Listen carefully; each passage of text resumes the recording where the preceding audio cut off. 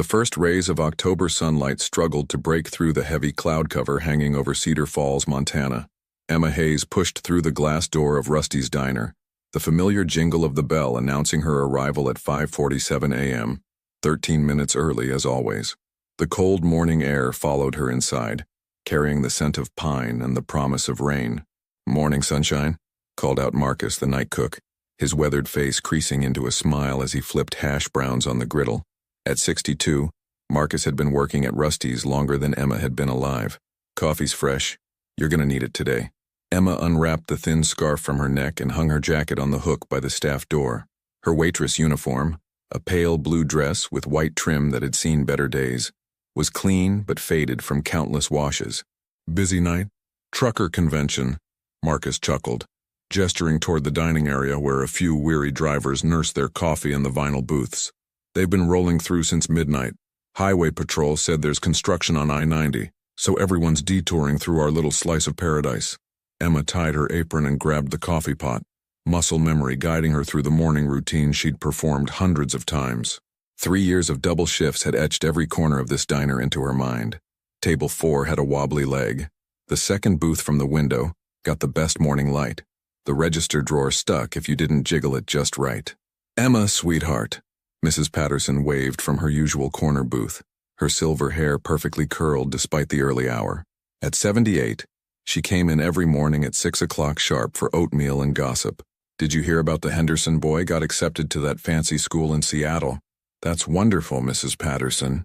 Emma smiled genuinely, refilling the elderly woman's coffee cup. "His mother must be so proud." "Oh, she is. But you know, it got me thinking."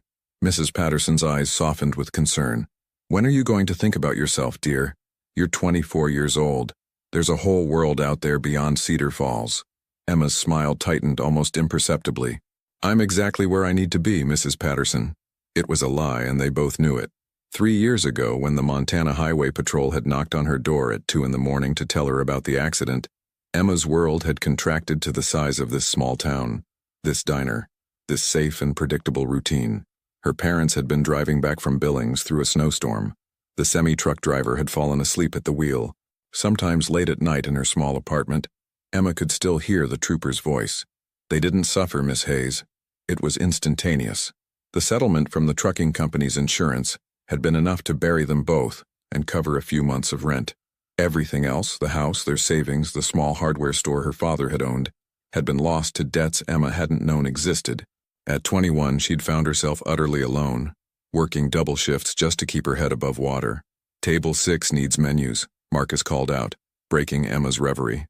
She shook off the memories and grabbed the laminated menus, her professional smile sliding back into place. 2 men in suits sat at table 6 looking distinctly out of place among the truckers and farmers. One was older, maybe late 50s, with iron gray hair and the rigid posture of someone accustomed to authority. The younger one, probably in his 30s, had his phone out typing rapidly. "Good morning, gentlemen. Coffee to start?" The older man looked up, his eyes sharp and assessing in a way that made Emma's skin prickle. "Black, 2 cups. We won't be staying long." Something about his tone suggested this wasn't a request but a statement of fact. Emma poured the coffee and retreated to the counter, watching the men from the corner of her eye. They spoke in low, urgent tones, the younger one showing the older something on his phone screen. "Don't stare, Em," Marcus murmured as she returned to the kitchen.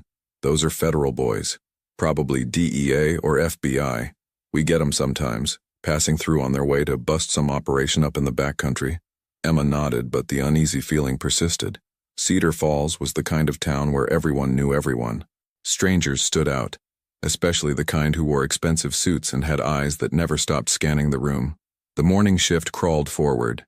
Emma refilled coffee cups, delivered plates of eggs and bacon, smiled at familiar faces, and counted the hours until she could go home. The small television mounted in the corner was tuned to the local news, the weatherman gesturing enthusiastically at a map showing a storm front moving in from the west. Expecting significant rainfall beginning this afternoon with temperatures dropping into the low 30s tonight. Residents in mountain areas should prepare for possible snow at higher elevations. This October storm system is moving faster than initially predicted. "Great," muttered Frank, one of the regular truckers. "Just what I need." Another delay. By 11 o'clock, the breakfast rush had faded. Emma wiped down tables, her mind already shifting to the afternoon shift she'd agreed to cover for Sarah, who had a sick kid at home. The double shift would mean 12 hours on her feet, but it also meant time and a half pay, and her rent was due next week. "Emma, you can take your break," Marcus said, sliding a plate of scrambled eggs and toast across the counter. "Eat something. You look tired." She was tired. Tired of counting pennies. Tired of going home to an empty apartment. Tired of the sympathetic looks from people who remembered her parents. Tired of being the girl who had lost everything and was just stuck.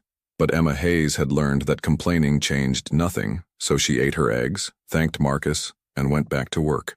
At 2:15 p.m., Emma clocked out, her feet aching in her worn sneakers. The cloud cover had thickened throughout the day, turning the sky a sullen gray that pressed down on the mountains surrounding Cedar Falls. She pulled her jacket tight against the wind and headed to her pickup truck, a 2008 Ford F-150 that her father had bought, used, and kept running with love and stubbornness. It was one of the few things she had left of him. The engine coughed twice before turning over. Emma patted the dashboard affectionately. "Come on, old girl, just get me home."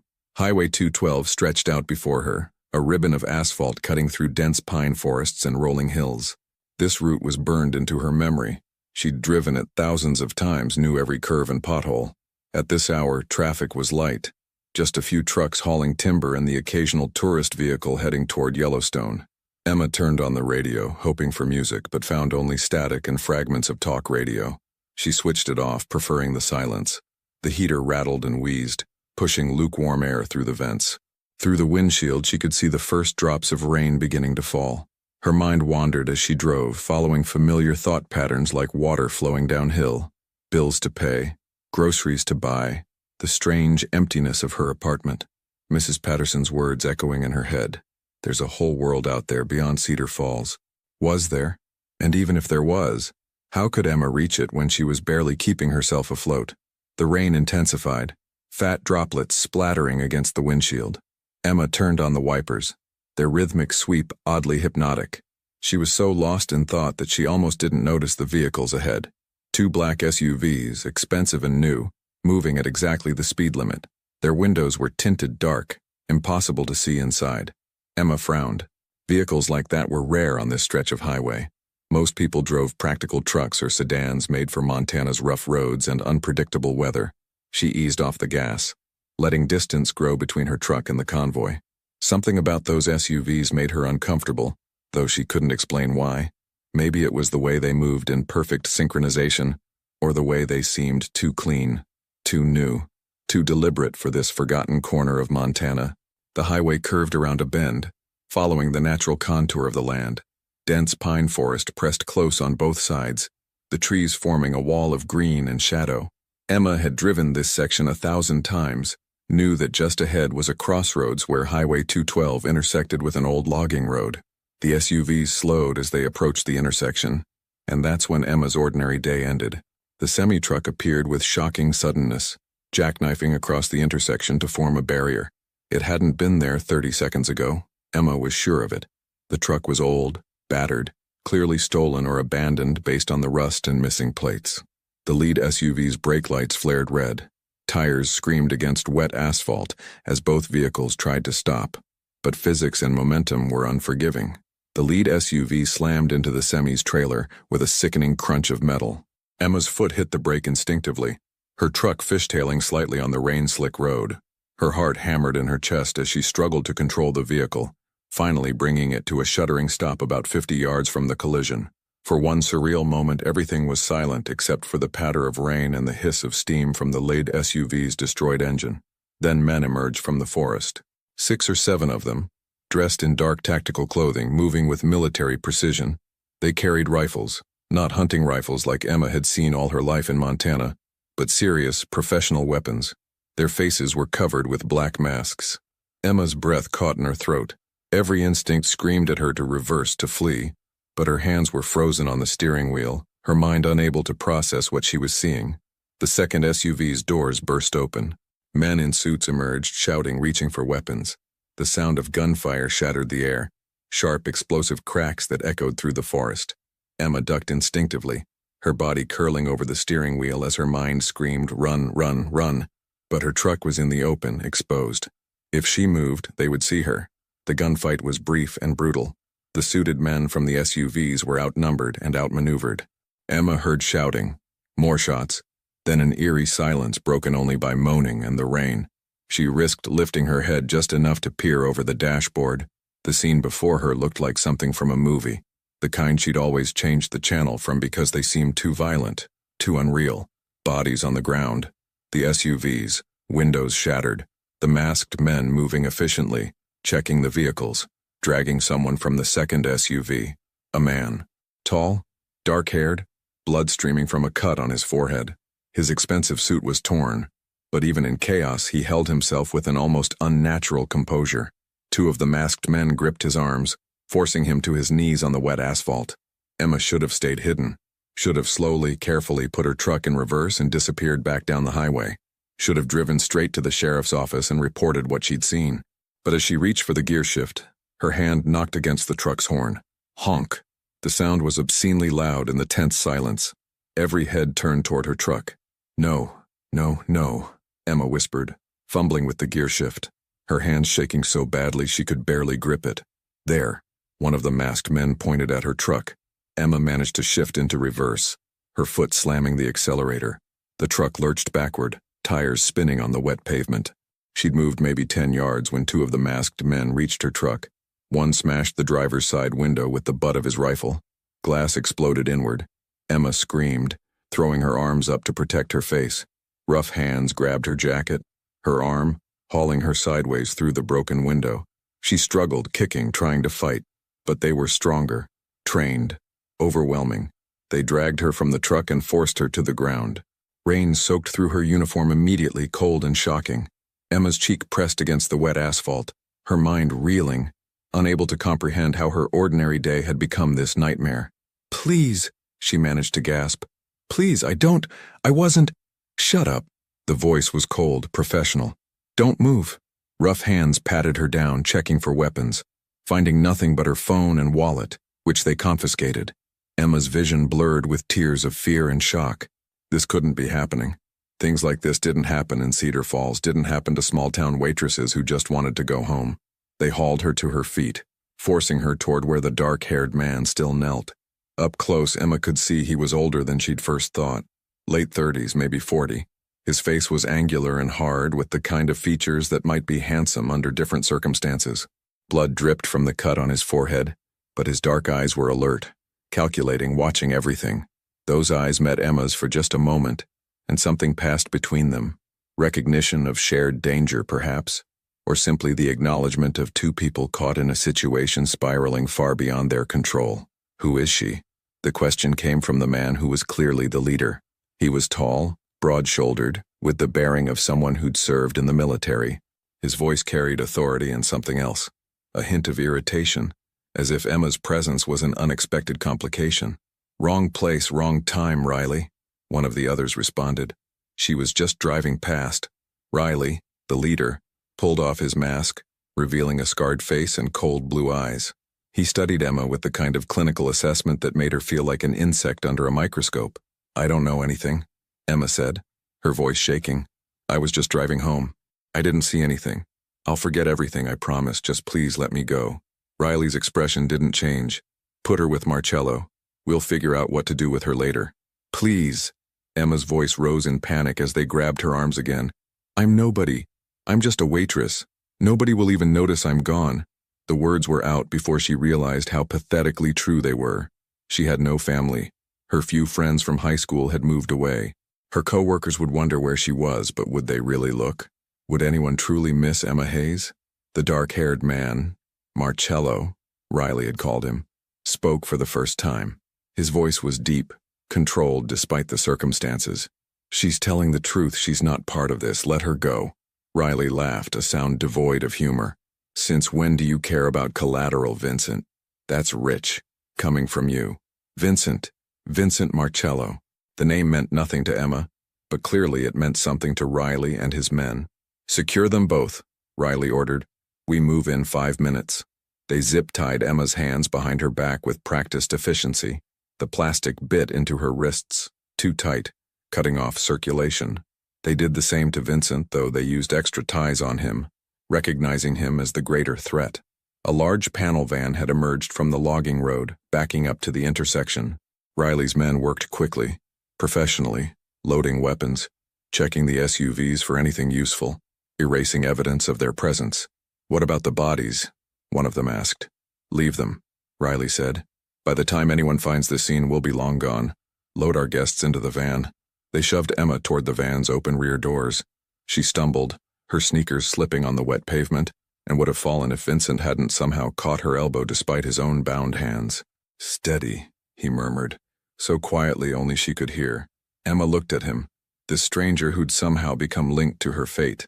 "What's happening? Who are you people?" Vincent's dark eyes held hers for a moment. "Wrong place, wrong time," he said simply, echoing Riley's assessment. "For both of us."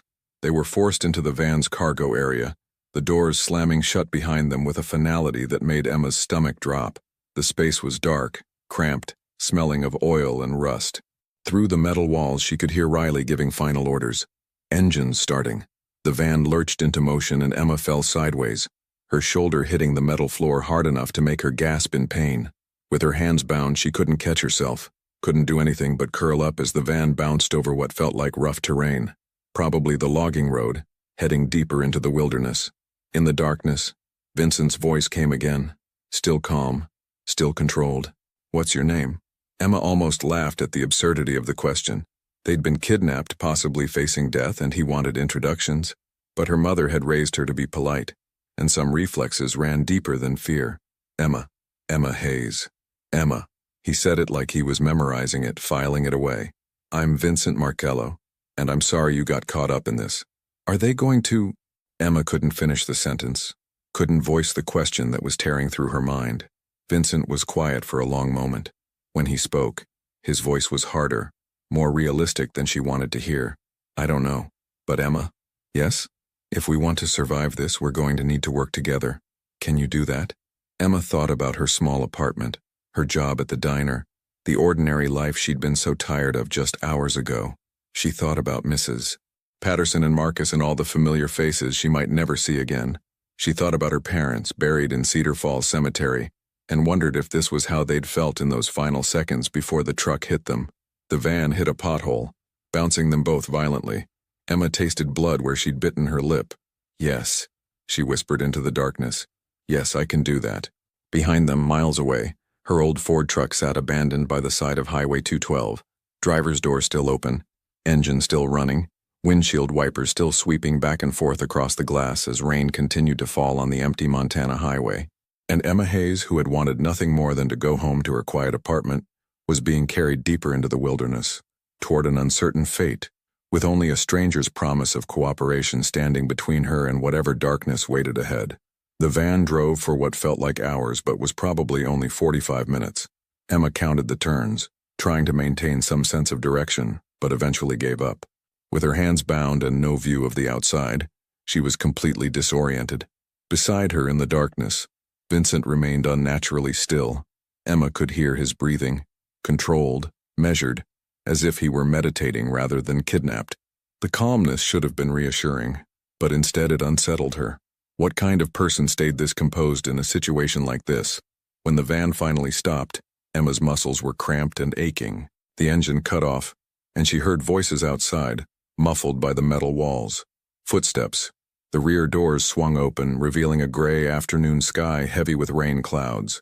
Riley stood at the doors, flanked by two of his men. "Welcome to your accommodations," he said dryly. "Out. Now." Rough hands grabbed Emma's arms, hauling her from the van. Her legs, stiff from the ride, nearly buckled. She stumbled onto muddy ground, her sneakers immediately soaking through. They were in a clearing surrounded by dense forest, towering pines that blocked most of the fading daylight. Old, dilapidated buildings dotted the area, a main lodge with a collapsed roof, several storage sheds in various states of decay, and the rusted hulks of logging equipment long abandoned. This had been a logging camp once, probably decades ago before environmental regulations and changing economies had shut it down. Now it was a ghost town, miles from anywhere, perfect for people who didn't want to be found. Vincent was pulled from the van behind her. In the dim light, Emma could see him more clearly now.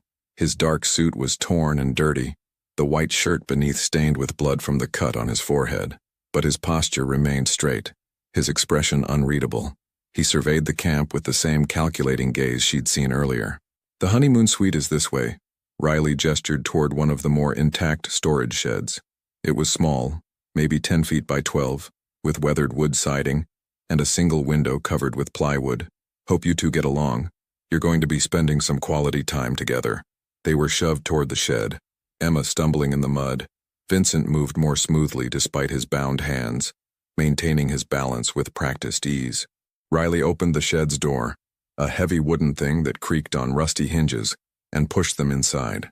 The interior was dim and smelled of mold and old wood. Empty shelves lined one wall. A few pieces of broken equipment lay scattered on the dirt floor.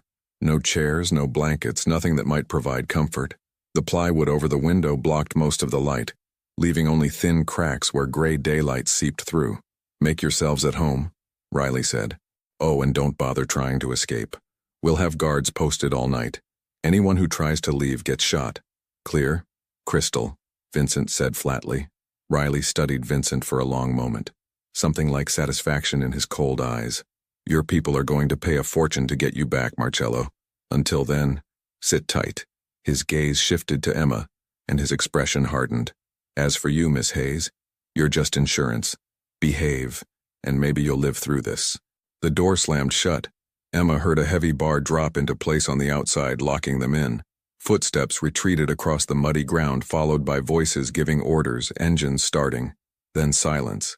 Emma stood frozen, her heart pounding so hard she could feel it in her throat.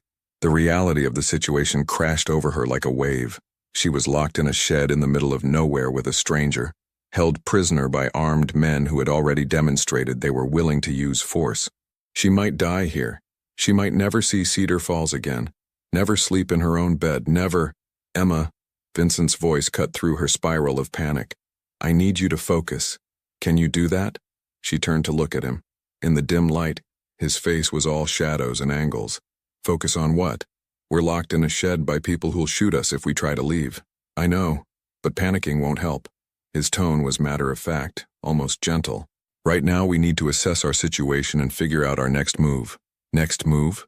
Emma's voice rose, edging toward hysteria. "What next move? We're tied up and locked in."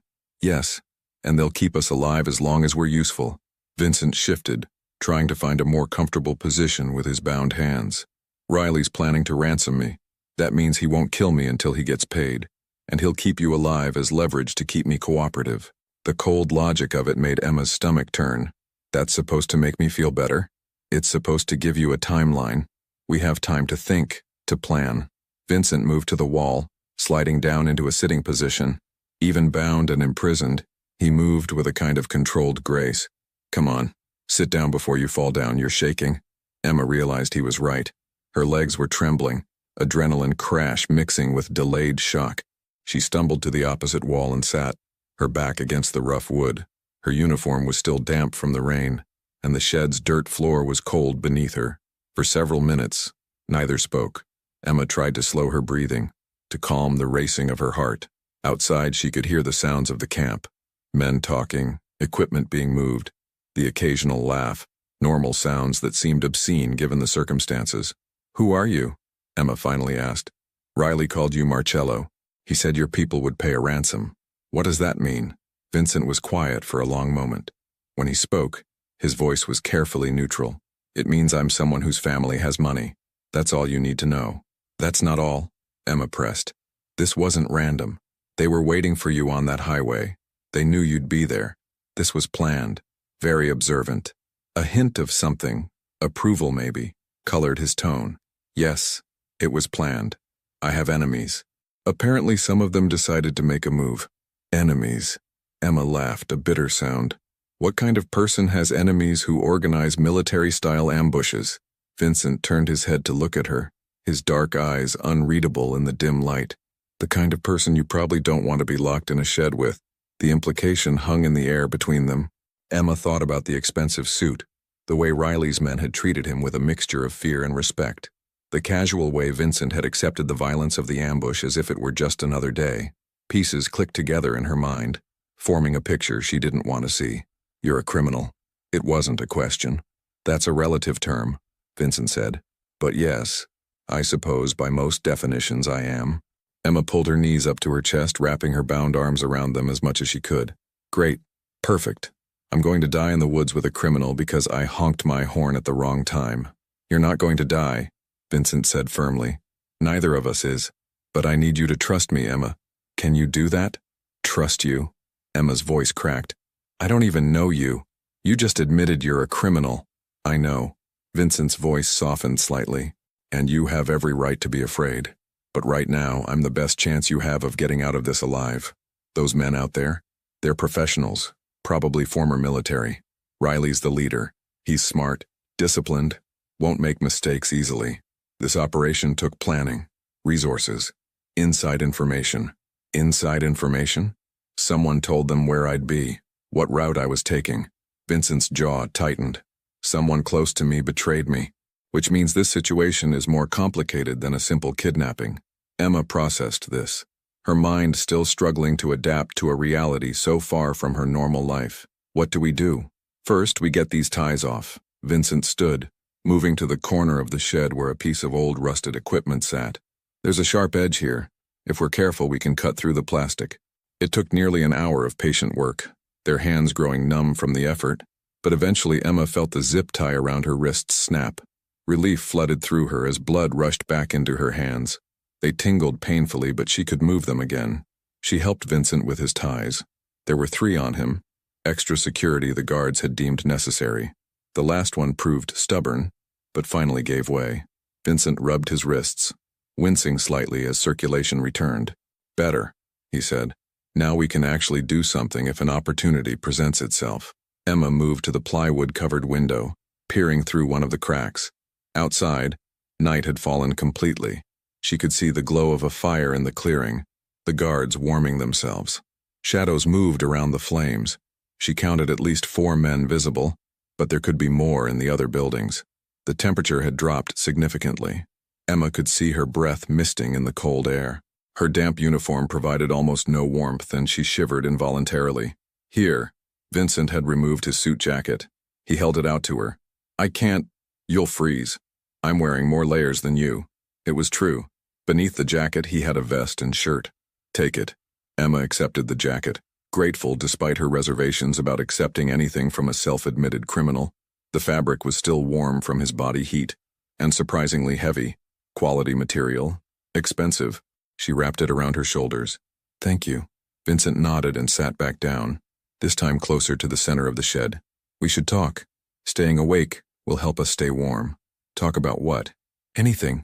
Everything. Tell me about Cedar Falls. About your life. Emma laughed bitterly. My life? There's not much to tell. I'm a waitress. I work at a diner. I live in a small apartment. That's it. That's my whole life. That can't be all of it, Vincent said. What about family? Friends? The question touched a raw nerve. Emma was quiet for a long moment, debating how much to share. But what did it matter now? They might both be dead by morning. My parents died 3 years ago, she said quietly. Car accident. A truck driver fell asleep at the wheel on I-90 during a snowstorm. They didn't suffer. That's what the highway patrol told me. Like that was supposed to make it better. I'm sorry. After they died, I found out they had debts I didn't know about. The hardware store my dad owned was mortgaged to the hilt. Their savings were gone. Everything except their life insurance, which barely covered the funerals and a few months of my rent. Emma pulled the jacket tighter around herself. So I started working at Rusty's diner. Double shifts every week. Just trying to keep my head above water. No other family. I was an only child. Both my parents were only children. My grandparents are all gone. Emma smiled without humor. I'm literally the last of my line. When I die, that's it. The Hayes family ends with me. Vincent was quiet for a moment. That's a heavy burden to carry alone. What about you? Emma challenged. You clearly have people who care whether you live or die, or Riley wouldn't be planning a ransom. Family. Vincent's expression closed off slightly. I have a sister. Younger. We're not close. Why not? Because of the choices I've made. The life I've chosen. Vincent leaned his head back against the wall. She wanted me to leave it all behind to start over somewhere clean. I told her it wasn't that simple. We haven't spoken in 2 years. Do you regret it? Your choices? The question hung in the cold air. Outside, one of the guards laughed at something, the sound carrying across the clearing. Every day, Vincent said finally, his voice so quiet Emma almost didn't hear it. But regret doesn't change the past. It just makes the present harder to bear. Emma understood that sentiment more than she wanted to admit. How many times had she replayed that night, wondering what would have happened if her parents had left Billings an hour earlier or later, if they'd taken a different route, if the truck driver had stopped for coffee and stayed awake? Regret was a weight that crushed you if you let it. We should try to sleep, Vincent said, breaking the heavy silence. We'll need our strength for tomorrow. I can't sleep, Emma said. Every time I close my eyes, I see that ambush. I hear the gunfire. I know, but try anyway. Here. Vincent moved closer, positioning himself so his back was against the wall. We can share body heat. It's going to get colder tonight. Emma hesitated. Everything she knew about stranger danger, about trusting criminals, about protecting herself, screamed at her to stay on the opposite side of the shed. But her practical side, the part that had kept her alive through grief and poverty and loneliness, recognized the truth. They needed each other to survive the night. She moved closer, settling next to him but maintaining a careful few inches of distance. Even that small proximity made a difference. His body heat was palpable, a small defense against the biting cold. Emma. Vincent's voice was quiet. Yeah, we're going to get out of this. I promise you that. Emma wanted to believe him, but promises were fragile things, easily broken by circumstances beyond anyone's control. Still in the darkness of the shed, with the cold seeping into her bones and fear coiling in her stomach, she chose to hold on to that promise like a lifeline. Okay, she whispered. Outside, the fire burned lower. The guards' voices faded as they settled into their watch rotation. The forest around the camp was alive with small sounds. Wind in the trees, the distant call of an owl, the rustle of some small creature moving through the underbrush. Emma didn't sleep. Neither did Vincent. They sat together in the darkness, two strangers bound by circumstance waiting for morning and whatever it might bring. Sometime around 3 in the morning, Vincent moved. Emma, who had been drifting in a state between waking and sleeping, felt him shift beside her. What? She started to ask. Shh. His hand touched her arm briefly, a warning to stay quiet. Look at the wall. There. Emma followed his gaze to the corner of the shed. In the faint light seeping through the cracks in the plywood, she could see what he'd noticed. One of the boards near the base of the wall was darker than the others, the wood rotted from years of moisture seeping up from the ground. It's weak, Vincent whispered. If we can break through there, we might be able to squeeze out. The guard are tired. I've been listening to them. They're talking less, moving less. This is the time when people's attention lapses. Vincent moved to the rotted board, pressing his fingers against it experimentally. It gave slightly under pressure. Help me. Quietly. Emma joined him, her heart rate accelerating. This was insane. They were going to try to escape, to run through a forest they didn't know, pursued by armed men who wouldn't hesitate to use force. But staying meant waiting for Riley to decide their fate, and Emma had no illusions about how that would end. They worked the rotted board carefully, pushing and pulling, trying to break it without making noise that would alert the guards. Emma's fingers ached from the cold and the effort.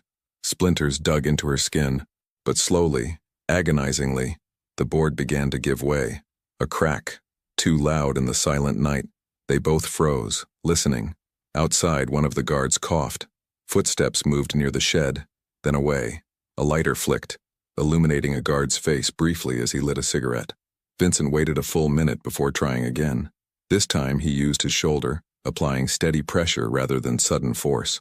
The rotted wood groaned softly, then broke, a section about 18 inches wide coming free in his hands. The hole was small, barely large enough for a person to squeeze through. Emma looked at it doubtfully. You first? Vincent whispered. You're smaller. If you get stuck, I can push. Emma's heart hammered as she approached the hole. The gap between the bottom of the shed and the ground was perhaps 6 inches. She'd have to squeeze through while lying nearly flat.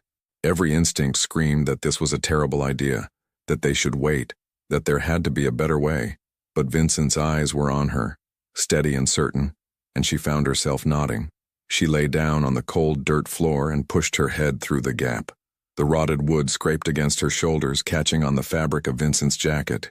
For a terrifying moment she thought she was stuck, that she'd triggered a trap, that guards would come running. Then Vincent's hands were on her ankles, pushing gently, and she popped through like a cork from a bottle. The night air hit her like a physical blow, so cold it made her gasp. She was outside beneath the shed, the ground muddy and smelling of decay. Emma pulled herself forward on her elbows, army crawling until she was clear of the building. The campfire had burned down to embers, providing just enough light to see by. She counted 3 guards visible, 1 by the fire, 2 others near the main lodge building. None were looking toward the storage shed. Vincent emerged behind her with surprising silence for a man his size. He'd shed his vest and shirt, wearing only a thin undershirt to reduce bulk, and carried the other clothes in his teeth. Once clear of the shed, he pulled them back on quickly. They were out. But now came the hard part. The forest began about 30 yards from the shed, 30 yards of open ground, muddy and exposed, where the guards would spot them instantly if they looked the right direction. There was no cover, no distraction, nothing to help them. Vincent touched Emma's arm, pointing toward the darkest section of tree line, away from the fire's glow. She nodded, understanding. They moved. Emma had never moved so carefully in her life. Each step was placed with agonizing slowness, testing the ground before committing weight. The mud tried to suck at her sneakers, making obscene, squelching sounds that seemed impossibly loud. Behind her, Vincent moved like a ghost, his expensive shoes somehow finding purchase in the treacherous ground. 15 yards. 20. Emma's muscles screamed from the tension of moving so slowly. Her breath came in short, quiet gasps that misted in the cold air. One of the guards stood, stretching. He turned, scanning the camp. Emma and Vincent froze, pressing themselves flat against the ground. The mud soaked through Emma's clothes instantly, shockingly cold. She held her breath, certain the guard would spot them, would raise the alarm, would end their escape before it truly began. The guard's gaze swept over them without pausing.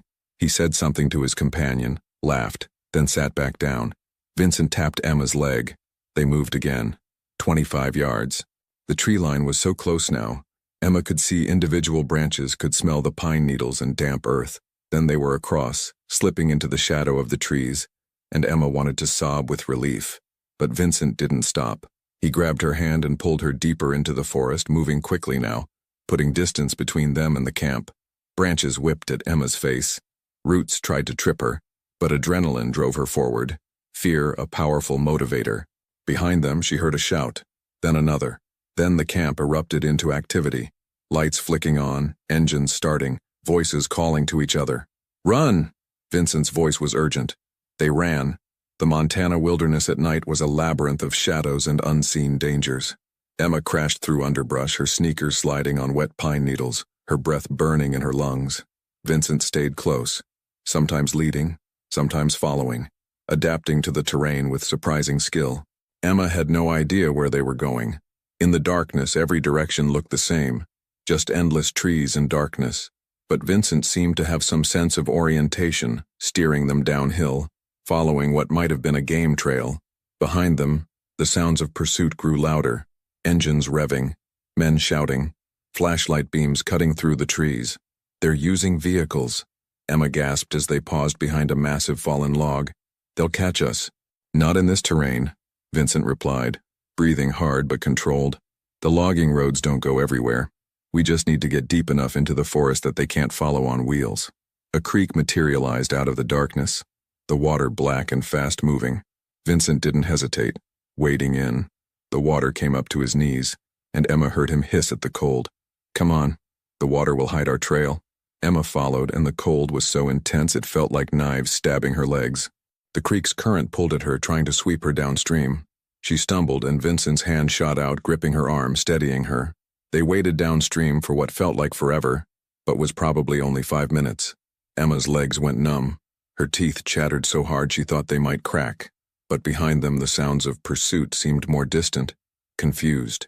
Finally, Vincent led them out of the creek and back into the forest. Emma's legs barely supported her. Every step was agony as feeling returned to her frozen limbs. They kept moving, driven by fear and survival instinct. The forest began to thin slightly, the trees less dense. The ground rose steeply, forcing them to climb. Emma's muscles burned, her lungs screaming for air. At the top of the rise, Vincent stopped suddenly. There, Emma followed his gaze. Ahead, perhaps 20 yards, was a rock outcropping, a natural shelter formed by massive boulders that had tumbled together at some point in the distant past. The space beneath the rocks created a small cave, maybe 8 feet deep and 4 feet high. They scrambled toward it. The ground inside was dry, covered with old pine needles and leaves. It smelled of earth and stone, but it was out of the wind, out of sight. Emma collapsed immediately, her body shaking uncontrollably. She was soaked from the creek, her uniform plastered to her skin, Vincent's jacket heavy with water. The cold was beyond anything she'd experienced, a bone-deep chill that made her wonder if she'd ever be warm again. Vincent was in only slightly better condition. His thin undershirt was soaked, his dress pants dripping, but he moved with purpose, gathering pine needles and dry leaves from the back of the shelter. "We need to get warm," he said. "Take off the wet clothes." "What?" Emma's teeth chattered so hard she could barely speak. "You'll freeze if you stay in wet clothes. Take them off, wring them out, then put them back on. It won't be comfortable, but damp is better than soaking wet." Emma's mind rebelled at the idea, but her body's desperate need for warmth overrode her embarrassment. With shaking hands, she removed Vincent's jacket and her uniform dress, wringing out as much water as possible. Vincent did the same with his clothes, both of them maintaining a careful distance, focusing on survival rather than modesty. Once they'd put the damp clothes back on, Vincent spread the pile of leaves and pine needles on the ground. "Sit here. We'll share body heat." This time Emma didn't hesitate. She sat on the makeshift bedding, and Vincent settled behind her, wrapping his arms around her shoulders. His body heat was like a furnace compared to the frigid air, and Emma leaned back against him without shame. They sat like that, shivering together as the night slowly passed. Outside their shelter, they could hear the sounds of the forest, wind in the trees, the distant call of a coyote, and occasionally the sound of ATVs in the distance, still searching. "Do you think they'll find us?" Emma whispered. "Not tonight," Vincent replied. "We made it far enough. But come morning, they'll widen the search. We need to keep moving." "To where?" "Anywhere away from here. Once we hit a road or find a ranger station, we can get help." Emma thought about the vast emptiness of Montana wilderness, hundreds of square miles of forest and mountains where a person could disappear forever. "We're going to die out here, aren't we?" "No." Vincent's arms tightened slightly around her. "We're not. I promised you we'd survive this, Emma. I keep my promises." Emma closed her eyes, too exhausted to argue. Despite everything, the cold, the fear, the impossibility of their situation, she felt herself drifting, Vincent's heartbeat steady against her back, his warmth a small island of safety in a hostile world. As dawn began to lighten the sky, turning it from black to gray, Emma heard a new sound that made her blood run cold. The distant buzz of ATVs, closer now, methodically searching the forest. Vincent heard it too. His body tensed behind her. "Time to move," he said quietly. Emma opened her eyes to see the first rays of morning light filtering through the trees. A new day, new dangers, but also, impossibly, new hope. They were still alive, still together, still fighting, and that, Emma realized, would have to be enough. The morning brought no comfort. Emma's body ached in places she didn't know could ache, her muscles stiff from cold and exhaustion. Vincent moved first, extracting himself carefully from their shared warmth and moving to the mouth of their rocky shelter. "How does it look?" Emma asked, her voice hoarse. Vincent's expression was grim. "The storm's coming in fast. Look at the sky." Emma joined him at the shelter's entrance. The sunrise she'd expected was obscured by a wall of dark clouds rolling in from the west. The wind had picked up, bending the tops of the pine trees and carrying the smell of rain. The temperature, already cold, seemed to be dropping by the minute. "October storms in Montana can be brutal," Emma said, remembering her father's warnings about mountain weather. "If this turns to snow at higher elevation—" "We're not at high elevation yet, but we will be if we keep going this direction." Vincent studied the landscape with calculating eyes. "But going back means running into Riley's search parties." As if on cue, they heard the distant sound of ATVs, engines echoing through the forest. The search was systematic now, organized. Riley wasn't giving up. "We need to move," Vincent said. "Now." They left the shelter, and immediately Emma felt the wind cut through her still damp clothes. Vincent's jacket, which had seemed so warm yesterday, provided little protection against the elements. Vincent himself looked worse than he had the night before. His face was pale, and the cut on his forehead from the initial ambush had started bleeding again. "Are you okay?" Emma asked. "I'm fine. Let's go." But he wasn't fine. Emma could see it in the way he moved, slightly favoring his left side, in the tightness around his eyes. During the escape and the frantic flight through the forest, adrenaline had masked pain. Now, in the cold light of morning, injuries were making themselves known. They moved through the forest, trying to maintain a direction that would take them away from the logging camp while avoiding the sounds of pursuit. The terrain was unforgiving. Steep slopes covered in loose rocks, dense underbrush that grabbed at their clothes, fallen trees that had to be climbed over or navigated around. The first drops of rain began to fall around mid-morning. Within minutes, it became a downpour, the kind of rain that soaked through everything instantly. Visibility dropped to barely 20 feet. The temperature plummeted. Emma was shivering so hard she could barely walk. Her sneakers, never designed for wilderness hiking, were falling apart. Her feet were blistered and bleeding, but she pushed forward, following Vincent's lead, because stopping meant freezing, and freezing meant death. "There!" Vincent pointed through the rain. Emma squinted, trying to see what he'd spotted. At first, she saw nothing but trees and rain. Then, through the downpour, she made out a shape that didn't belong to nature. Straight lines. A roof? A structure. "Is that a building?" "Hunting cabin," Vincent said. "Looks abandoned. Come on." They stumbled toward it, their pace quickening despite their exhaustion. The cabin materialized from the rain like a mirage, a small, single-room structure with log walls and a corrugated metal roof. The windows were intact but filthy, the door hanging slightly crooked on its hinges. Vincent tried the door.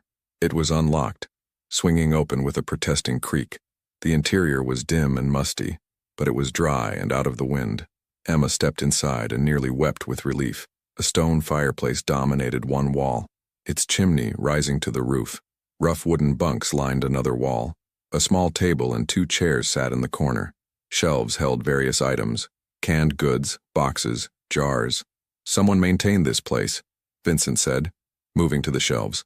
"Hunters probably use it during season." He picked up a can, examining the label. "These are only a year or 2 old. We might find supplies." Emma moved to the fireplace. Old ashes filled it, but more importantly, there was a stack of dry firewood beside it. "Can we risk a fire?" Vincent looked at the rain pouring down outside. "In this weather, the smoke will disperse in the rain. They won't be able to track it. We need warmth, Emma. We're both hypothermic." Emma didn't need convincing.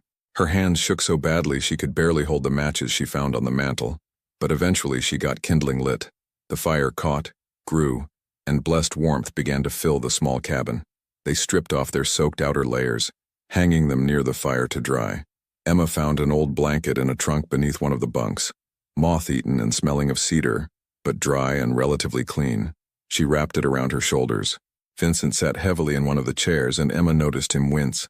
"Let me see," she said, moving closer. "It's nothing." "Vincent, let me see." Reluctantly, he lifted his shirt. Emma sucked in a breath. Along his left side was a dark bruise that spread from his ribs to his hip, the skin already turning purple and black. In the center of the bruise was a cut, not deep, but angry and inflamed. "When did this happen?" "During the ambush. I took a hit, thought it was just bruising." Vincent lowered his shirt. "It's fine." "It's not fine. That cut could get infected." Emma moved to the shelves, searching. "There has to be something."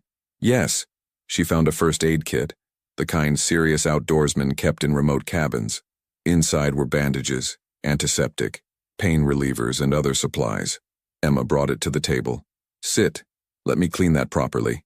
Vincent studied her for a moment, then complied, removing his shirt entirely. In the firelight, Emma could see other scars on his body, old wounds that spoke of a violent life. But she focused on the injury at hand, cleaning it carefully with antiseptic, while Vincent sat still, barely flinching despite what must have been considerable pain. "You're good at this," he observed. "My mom was a nurse before she married my dad," Emma said, applying bandage. "She taught me basic first aid, said everyone should know how to take care of themselves and others." "She sounds like she was a wise woman." "She was." Emma finished bandaging and stepped back. "That should help, but you need to rest. Your body's been through trauma. We don't have time for rest. We don't have a choice. Look outside. We can't travel in this storm. We're stuck here until it passes." As if to emphasize her point, thunder rumbled overhead, and the rain intensified, hammering on the metal roof like bullets. Vincent looked toward the window. his jaw tight with frustration, but he nodded. A few hours, then we move. Emma explored the cabin more thoroughly while Vincent rested. The canned goods included soup, beans, and vegetables, basic staples that hunters would bring for extended stays. There was a small camp stove with fuel, a water filter, even a battery-powered radio, though the batteries were dead.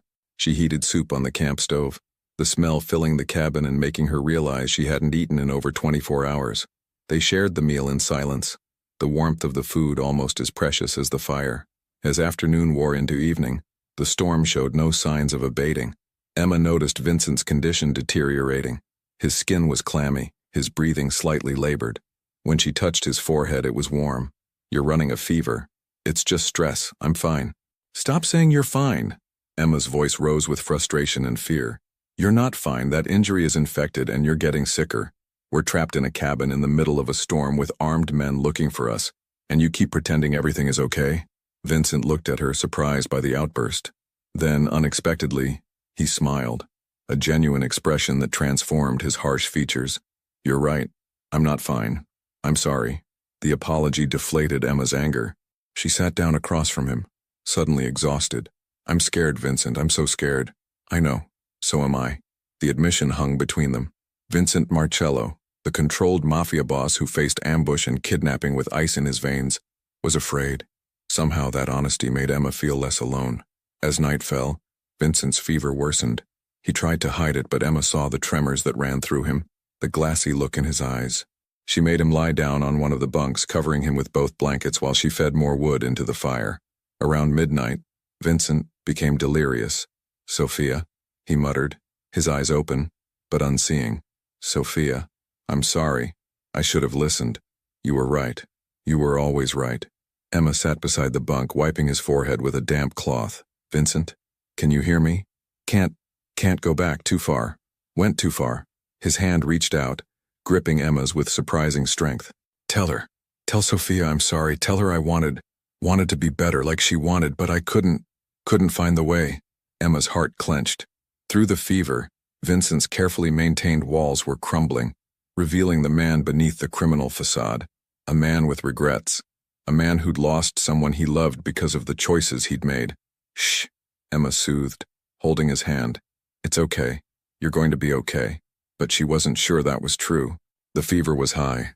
Too high. The infection was spreading faster than the antibiotics from the first aid kit could fight it. If it didn't break soon, Emma refused to complete that thought. Instead, she stayed by Vincent's side through the long night, monitoring his fever, keeping him hydrated, talking to him even when he didn't respond coherently. Somewhere in the darkest hours before dawn, she found herself sharing things she'd never told anyone. About the loneliness that had consumed her after her parents died. About the fear that she'd live and die in Cedar Falls without ever really living at all. About the dreams she'd had as a girl, to travel, to write, to experience the world beyond Montana's borders, and how those dreams had withered under the weight of grief and responsibility. "I was so tired of my life," she whispered to Vincent's sleeping form, "so tired of just surviving. But now, facing the possibility of losing even that, I realize how much I want to live, really live, not just exist." Whether Vincent heard her or not, she didn't know, but speaking the words aloud felt like lifting a weight she'd carried for 3 years. As dawn broke, Vincent's fever finally cracked. He woke, lucid but weak, his eyes finding Emma immediately. "How long?" he asked, his voice rough. "About 8 hours. You scared me." Vincent tried to sit up, winced, and lay back down. "I said things, didn't I? When the fever was high?" "Yes. What did I say?" Emma considered lying, protecting his privacy. "But they'd gone beyond that now. You talked about Sophia, your sister. You said you were sorry, that you wanted to be better." Vincent closed his eyes. "Sophia. She's 2 years younger than me. Smart, principled, everything I'm not. She begged me to leave the family business, to testify, to start over. I told her she didn't understand the obligations, the debts, the responsibilities. We fought. She said she couldn't watch me destroy myself anymore, that she was done. That was 2 years ago. Haven't spoken to her since. Do you want to?" Emma asked quietly. "Every day. But what would I say? Sorry I chose a life of crime over a relationship with you? How do you apologize for that?"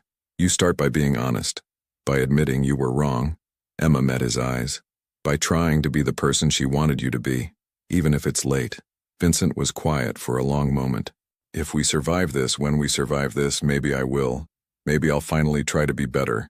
The word when instead of if felt like a promise, like Vincent was choosing hope over resignation.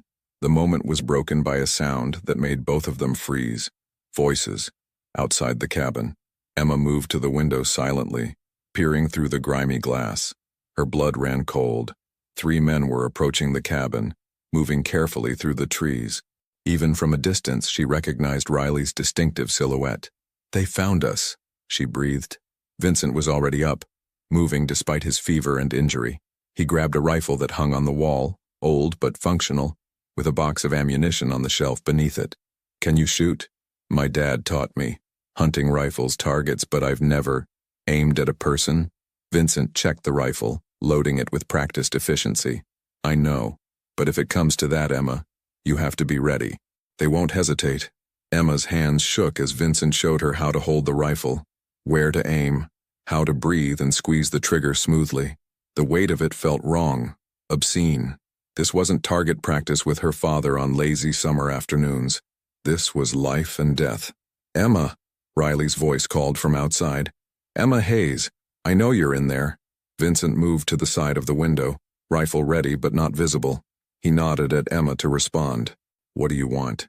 Emma called back, her voice stronger than she felt. "I want to make you an offer," Riley said. "You don't belong in this. You're just collateral damage. Give us Marcello and you walk away. You go back to your life, back to Cedar Falls, and forget any of this happened." Emma looked at Vincent.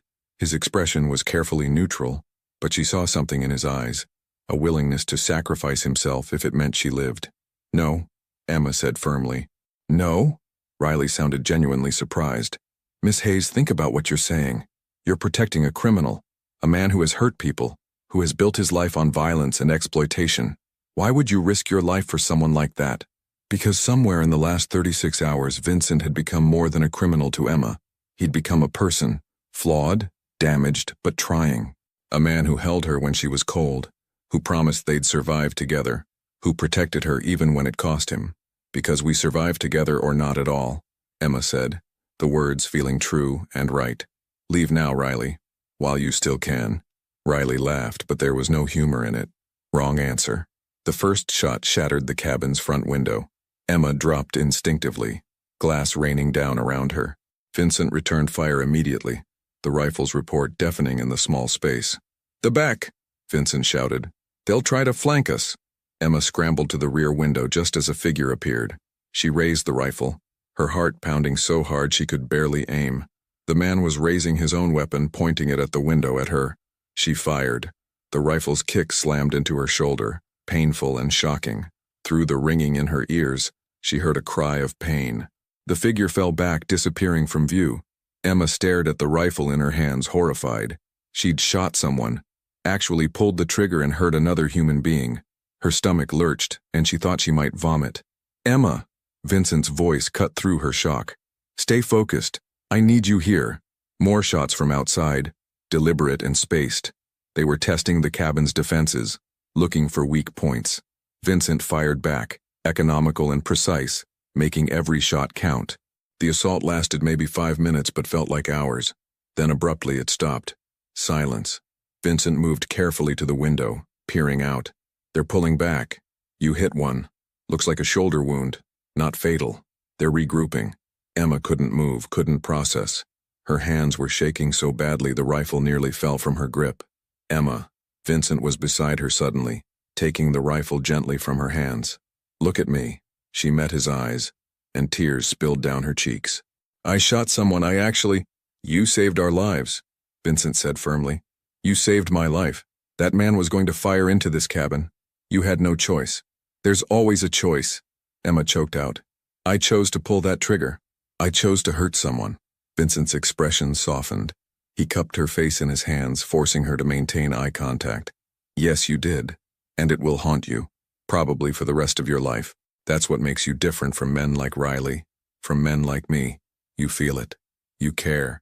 But Emma, you're alive because you made that choice. Don't regret living." His words, his touch, broke something open in Emma. She collapsed against him, sobbing, all the fear and trauma and exhaustion of the past 2 days pouring out. Vincent held her, one hand stroking her hair, murmuring words she couldn't quite hear but understood anyway. When the storm finally passed, both the emotional and the meteorological one, Emma pulled back, wiping her eyes. "I'm sorry, Don't apologize," Vincent said. "Never apologize for being human." Outside, they heard an engine starting, then fading into the distance. Riley and his men were leaving, at least temporarily. "They'll be back," Vincent said. "With more men, better weapons. We bought ourselves time, but not much." Emma nodded, pulling herself together. She'd broken down, but she wasn't broken. "Then we use that time. We get out of here, find help, end this." Vincent smiled, that same surprising expression that made him look younger, less hardened. "You're stronger than you know, Emma Hayes." "I'm learning," she replied. As evening approached and they prepared to leave the cabin, Vincent and Emma sat at the small table, sharing the last of the canned soup. The fire had burned down to embers, the cabin growing cold again, but neither moved to stoke it. They would be leaving soon, and there was no point in wasting fuel. "Tell me about your life," Emma said suddenly. "Your real life, not the criminal part, but who you are underneath." Vincent was quiet, considering. Then he began to speak. "I grew up in Chicago. My father ran a restaurant, legitimate business, nothing illegal. It was a good life, simple. Sophia and I were close, always looking out for each other." He paused, staring into the dying fire. "When I was 20, my father got into debt with the wrong people. Gambling, mostly. He tried to handle it himself, didn't want to worry us. But the debt collectors came anyway." Emma listened, not interrupting, sensing that this was a story Vincent needed to tell. They hurt him, put him in the hospital, told him the debt had doubled because of interest, that they'd come after Sophia and me if he didn't pay. My father had a heart attack 3 days after getting out of the hospital. The debt, the stress, the fear, it killed him. "I'm sorry," Emma said softly. "I was angry, furious. I wanted revenge, wanted to hurt the people who'd destroyed my family. So I went to them, the organization my father had owed money to. I offered to work off his debt. They saw potential in me, I guess. I was smart, educated, willing to do whatever it took. They brought me in and I excelled." Vincent's laugh was bitter. "Turns out I had a talent for the life, for strategy, for managing people, for making hard decisions. I rose quickly. Within 5 years I was running my own crew. Within 10 I was a boss. The money was good. The power was intoxicating. And I told myself I was doing it for the right reasons. To protect Sophia, to honor my father's memory. But you weren't," Emma said, understanding. "No, I was doing it for me. Because I liked it. Because it made me feel important, powerful, in control. Sophia saw through me from the start. She begged me to stop, to get out before I was in too deep. But I was already in too deep. I'd cross lines you can't uncross." "What kind of lines?" Vincent met her eyes. "I've never killed anyone who didn't choose the life, who wasn't part of the world I inhabit. I don't deal in certain things.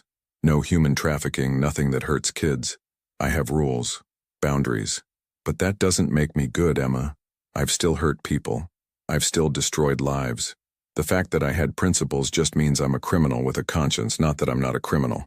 Emma absorbed this, trying to reconcile the man who'd held her through the cold night with the one who admitted to a life of crime. "Why are you telling me this?" "Because you deserve honesty. Because if we're going to survive together, you need to know who I really am." Vincent leaned forward, his dark eyes intense. "And because I want you to understand I'm not a good man, Emma. I've done things I can't take back, made choices that can't be unmade. But meeting you, being forced to rely on someone who sees the world so differently, it's making me question everything, making me wonder if maybe Sophia was right all along." Emma reached across the table, taking his hand. "People can change, if they want to badly enough, can they? Or do we just convince ourselves we can change while staying exactly the same? I think the fact that you're asking that question means you're already changing." They sat in silence for a moment, hands linked across the scarred wooden table, two people from completely different worlds bound together by circumstances neither had chosen. Then, cutting through the quiet, they heard it, the distant sound of rotor blades, a helicopter. Vincent was on his feet instantly, moving to the window. Emma joined him, peering out into the darkening sky. There, to the south, the silhouette of a helicopter against the clouds, searchlights sweeping the forest below. Is it them? Emma asked. Riley? I don't know. Could be search and rescue. Could be my people. I had a meeting scheduled, and when I didn't show up, they would have started looking. Or it could be Riley's backup. What do we do? Vincent turned to face her, and Emma saw determination in his expression. We take the chance. We make for that helicopter and hope it's help and not more trouble. Emma nodded. They'd come this far. They'd survived this much. They had to take the risk. They gathered what little they could carry. The rifle, some canned food, a flashlight from the cabin. As they moved to the door, Emma paused, looking back at the small cabin that had sheltered them, where she'd fired a weapon for the first time, where Vincent had revealed himself, where something fundamental had shifted between them. Emma, Vincent waited at the door. I'm coming. She turned away from the cabin and toward the unknown. Together, they stepped out into the cold Montana evening, toward the sound of the helicopter, toward whatever fate awaited them. The storm had passed, leaving the forest dripping and fresh. Above them, stars were beginning to emerge between breaking clouds. The helicopter's searchlight swept closer, and Emma and Vincent began to run, waving their arms, hoping to be seen. Whether they were running toward rescue or into more danger, only time would tell. But they were running together, and somehow, that made all the difference. The helicopter belonged to the FBI. Vincent's organization had reported him missing, triggering an interstate investigation.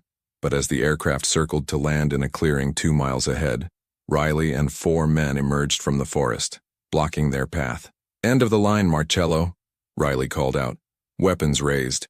Emma and Vincent took cover behind fallen trees. The FBI helicopter hovered above, unable to land under the threat. Vincent gripped the rifle, calculating odds that weren't in their favor. Riley was hired by your own people, Emma realized, remembering fragments of conversation. This was never about ransom. Internal coup, Vincent confirmed grimly. They wanted me gone permanently. Riley advanced. Surrender and the girl lives. My contract is with you, not her. Vincent met Emma's eyes. She saw him considering sacrifice, trading his life for hers. No, Emma said firmly. We survived together. Remember? She grabbed the flashlight, standing suddenly and waving it at the helicopter. Here! We're here! Riley's men turned toward her, distracted. Vincent used the moment, firing warning shots that sent them scrambling for cover. The helicopter's tactical team rappelled down, federal agents hitting the ground with practiced precision. The confrontation ended quickly. Outnumbered and outgunned, Riley's men surrendered. Riley tried to flee, but Vincent intercepted him, bringing him down without lethal force. Emma collapsed, exhausted, as FBI agents surrounded them. Vincent was immediately handcuffed, wanted for questioning, but his eyes never left Emma as medics checked her injuries. You saved my life, he said as they were separated. You saved mine first, Emma replied. Emma stood in Rusty's diner, her uniform clean, her life returned to normal, but she wasn't the same person who'd left 3 weeks ago. Marcus handed her an envelope. This came for you. Inside was a letter from Vincent. He was cooperating with federal authorities, testifying against his organization in exchange for reduced charges. He'd reached out to Sophia. His sister had agreed to see him. Witness protection was being arranged. I can't ask you to give up your life for someone like me, the letter read. But if you ever want to talk, contact information followed. Emma looked out the diner window at Cedar Falls, at the mountains beyond, at the world that suddenly felt full of possibility rather than limitation. Mrs. Patterson smiled at her. You look different, dear. Stronger somehow. I am, Emma said. She pulled out her phone and began typing a message to the number Vincent had provided. She didn't know what the future held, for herself, for Vincent, for whatever connection they'd forged in those desperate days. But she was choosing hope, choosing connection over fear, choosing to truly live. The message sent, Emma smiled and returned to work, knowing that sometimes surviving changes everything.